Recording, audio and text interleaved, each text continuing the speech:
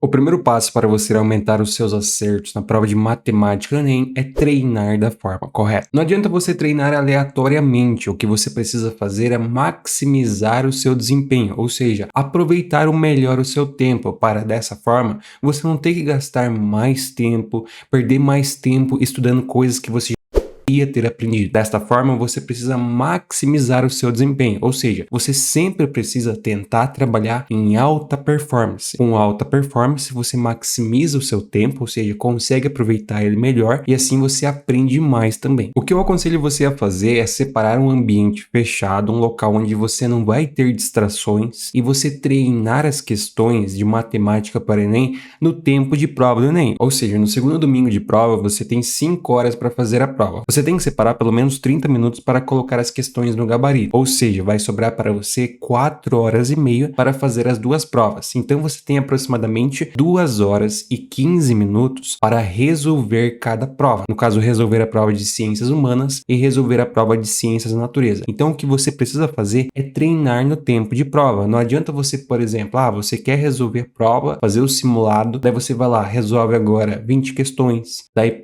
vai lá fazer outra coisa, resolve mais 20 questões e depois resolve 5 questões. Não faça isso. Se você quer treinar de verdade para um desempenho na prova, você precisa treinar no contexto da prova, ou seja, maximizar o seu desempenho em alta performance para aproveitar ao máximo esse tempo de estudos e assim evoluir o seu desempenho. E além disso, quando você treina as questões no tempo de prova, isso também vai ser muito importante para você lá na hora da prova, porque você já vai ter uma noção de como fazer a gestão de tempo. Porque assim, o Enem é uma prova que não cobra apenas os conteúdos. O Enem a gente costuma falar que também é uma prova de resistência e gestão de tempo. Você precisa saber gerir o seu tempo. Então, por exemplo, você não pode perder muito tempo em questões que são consideradas fáceis. Óbvio que você precisa resolver elas com calma e com tranquilidade, mas você não pode perder muito tempo. Então, você precisa entender meios e ferramentas para conseguir otimizar ao máximo o seu tempo nessas questões, economizando tempo nessas questões, para que dessa forma você tenha depois mais tempo nas questões que são consideradas médias e difíceis. Dessa forma, entendendo a gerir o seu tempo, você consegue resolver com mais tranquilidade todas as questões e resolvendo todas as questões com tranquilidade, você consegue aumentar os seus acertos e aumentando os seus acertos, você consegue aumentar a sua nota. Então, por isso é muito importante que você treine no contexto de prova para que você consiga aprender a fazer a gestão do tempo, economizando tempo onde você pode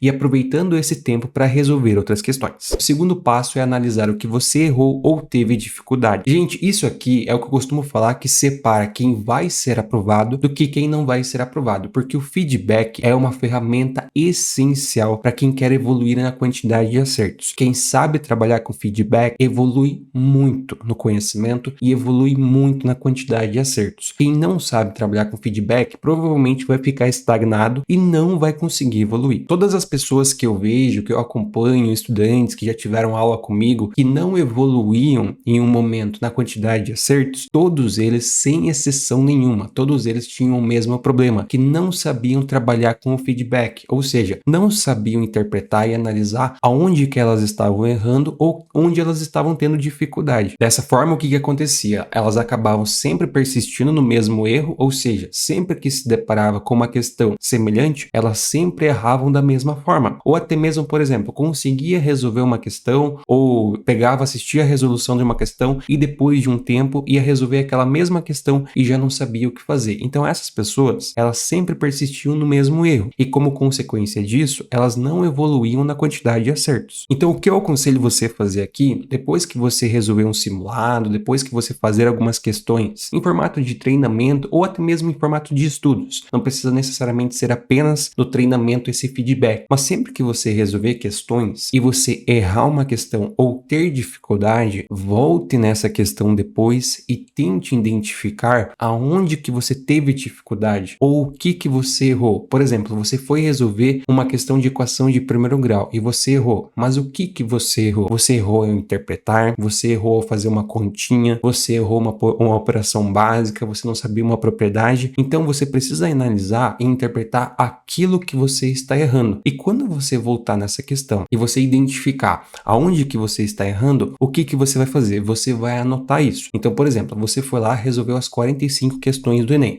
Dessas 45, você errou 15 e teve dificuldade em 5, ou seja, são 20 questões. Você vai voltar nessas 20 questões e você vai identificar, tá, em 10 questões a gente teve dificuldade, no caso, em 10 questões eu tive dificuldade com matemática básica. Em 5 questões foi problema de interpretação. Então você anota isso. Esse vai ser o seu feedback daquilo que você fez de errado. No caso, aquilo que você teve dificuldade e o que você fez de errado. Então você vai anotar todas essas informações. Quando você anotou isso, você com certeza vai conseguir observar um padrão, que eu até já mencionei. Por exemplo, você errou 10 questões de matemática básica. No caso, você errou propriedades de matemática básica. Você errou 5 questões de interpretação. Então o que acontece? Você consegue identificar um padrão. Você sempre erra coisas semelhantes. Então essas coisas semelhantes são o seu padrão de erro. É o seu padrão de dificuldade. Então quando você entende isso, quando você entende o seu padrão, o que que você sabe? Você sabe o que você precisa melhorar. Por exemplo, se você está errando matemática básica, operações de matemática básica, você sabe que é exatamente isso que você precisa melhorar. Se você está errando interpretação, você sabe que você precisa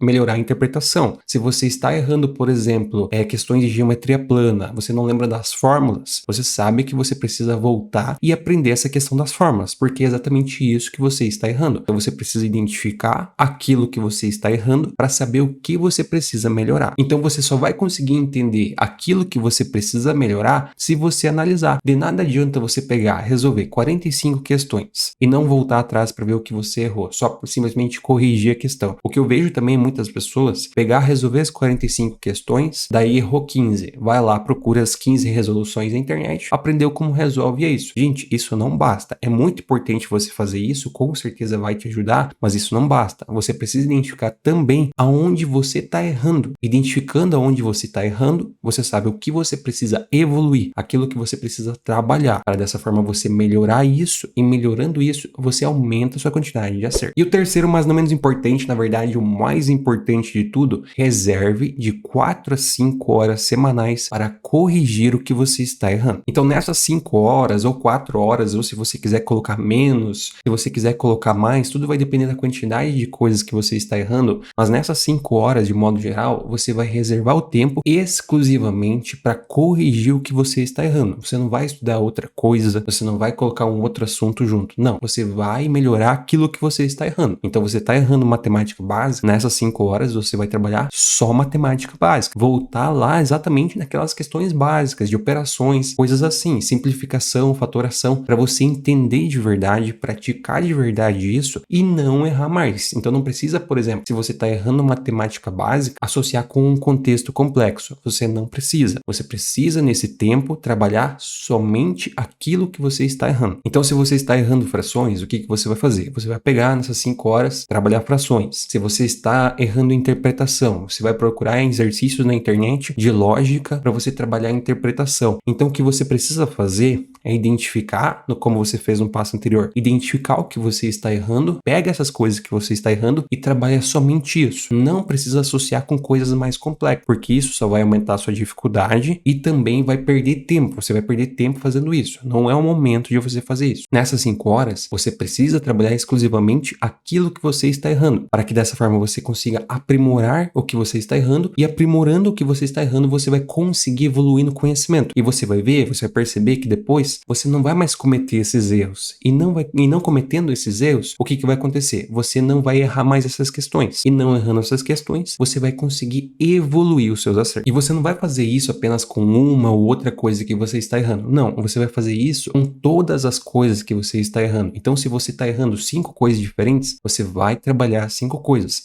Se você achar que, por exemplo, não dá tempo de trabalhar as 5 coisas em 5 horas, você faz 2 vezes então por semana essas 5 horas e trabalha essas coisas. Mas é muito mais interessante que você trabalhe essas coisas que você está errando do que simplesmente ficar repetindo exercícios que você já sabe, coisas que você já tem entendimento. É muito melhor você trabalhar mais tempo corrigindo o que você está errando do que resolver incansavelmente coisas que você já sabe. Porque melhorando aquilo que você erra, você evolui de conhecimento. Resolvendo coisas que você já sabe, você fica estagnado. Então, por isso, para você evoluir, aumentar aumentar a quantidade de acertos, você precisa melhorar aquilo que você está errando. Daí você vai falar, Eduardo, mas será que isso realmente funciona? Gente, vocês podem pesquisar em qualquer material de pessoas de grande sucesso, grandes empresários, grandes estudantes, que eles sempre vão afirmar isso, que o feedback é muito importante para você evoluir. Você tem que fazer uma coisa, testar, errou, o que você errou? Melhorar. Então, o processo de sucesso é essa evolução constante. Você não vai conseguir evoluir fazendo exatamente sempre as mesmas coisas da mesma forma. É aquela velha frase: se você sempre fazer a mesma coisa, você sempre vai errar igual, certo? Então, você não vai ter